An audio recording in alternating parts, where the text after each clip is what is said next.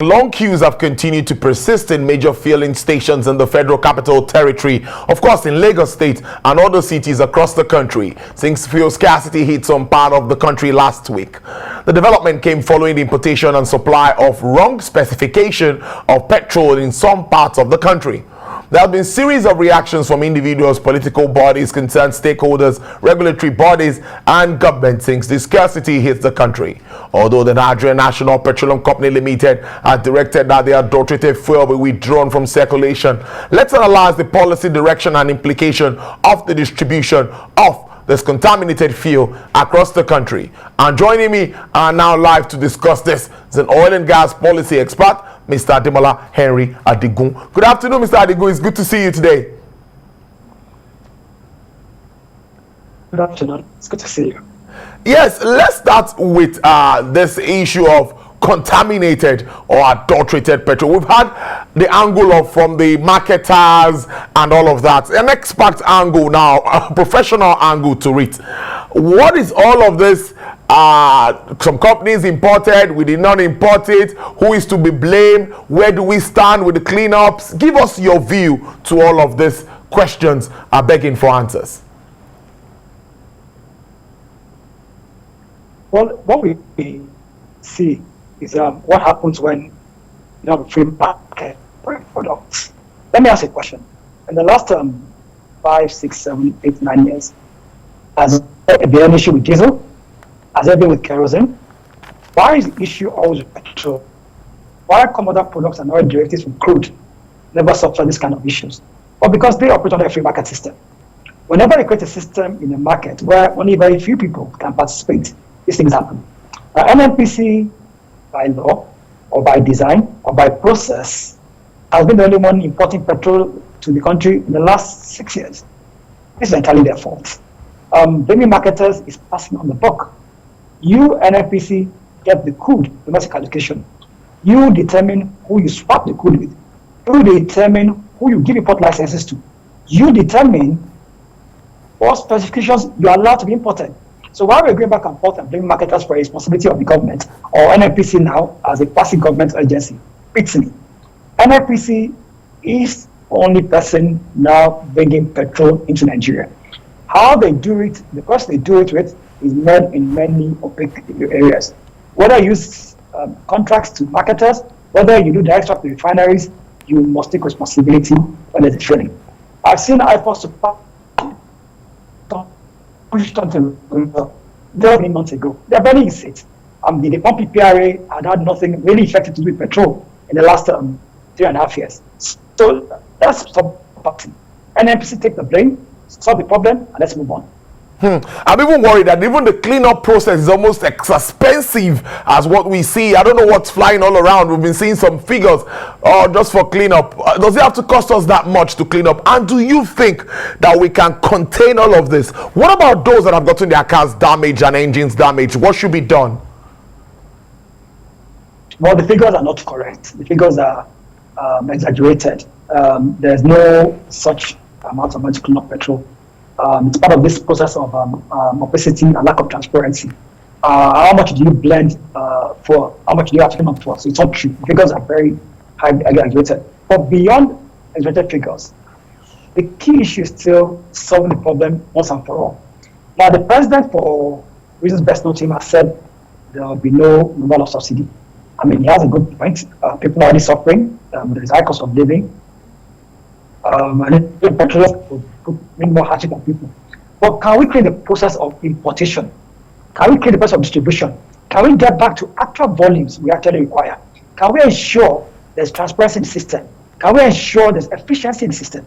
Can we revive a process that we used in 2012 when we had a crisis that led to riots and protests in Lagos and many other cities?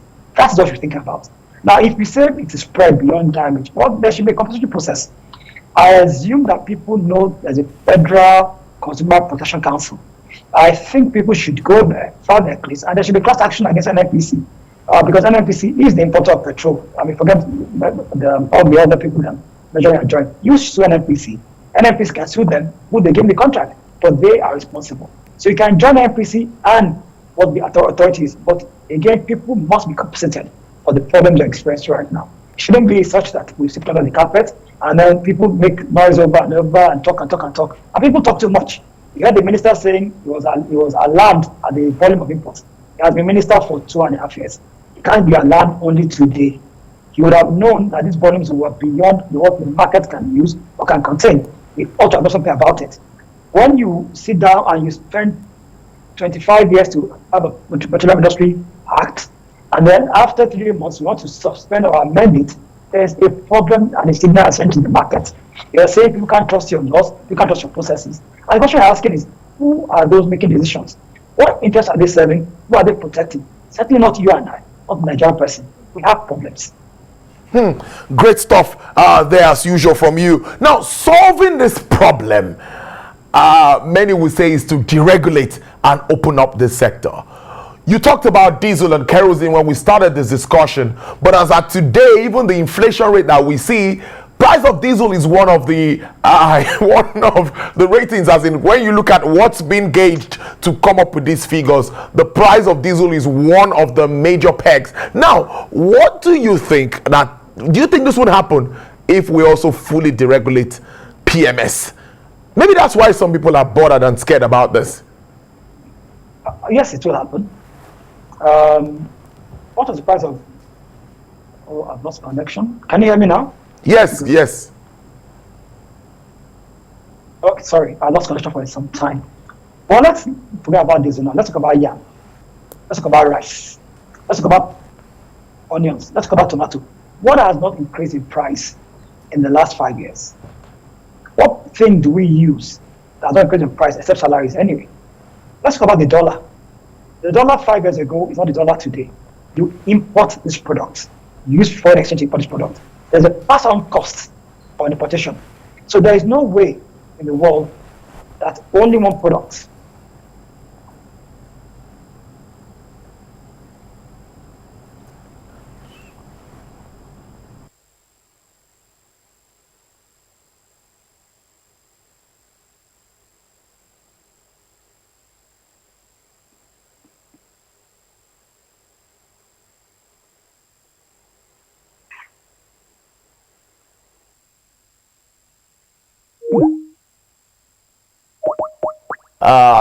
we're talking about the effect of importation and what it means for a country like Nigeria. Even at this time where the price of crude is looking pretty good, above $90 per barrel, the country should be making a lot of money, but because of the fact that we depend solely on importing PMS, it's nowhere to go, because when it comes in from one end, goes out from the other end. It's really worrisome, and something very critical, something decisive just has to be done about Nigeria's downstream. All right there, Mr. Adigun, you were trying to make a point before we lost connection. Network here. So the problem, I think, is, look, the government says inflation is 15.6% today. That's an MBS 36. I mean, for many of us that go to the market, inflation is about 21.3% in real terms. But the truth of the matter is this: everything goes up, nothing stays the same. I'm not experiencing a problem peculiar to Nigeria. The same issue is happening in UK. UK has a 5% inflationary rate right now. I don't know what the US inflationary rates are, but everywhere in the world, based on COVID, based on many factors, based on the cost of energy, things have gone up. So we should stop living in the delusion of saying petrol is something that shouldn't go up. Everything else goes up. So why would you be able to buy kerosene at higher prices, diesel at higher prices, and say petrol should stay at same prices? What area of entitlement do Nigerians have about that? And why is government scared of taking a decision about the future? So you're consuming today for the future. You're importing 73 million liters averagely, so you can take care of smuggling. So every time we don't fix our prices right, we supply Benin Republic, we supply Togo, we supply other countries in Africa with our own money, with the money of the Nigerian people. And then you claim that, because you want to keep price stable in Nigeria, then we suffer tomorrow. Look at the countries. Before I came on board, there was question about these issues as well. So we need to come to a point where we tell ourselves the truth. Just touch on something that is very important. We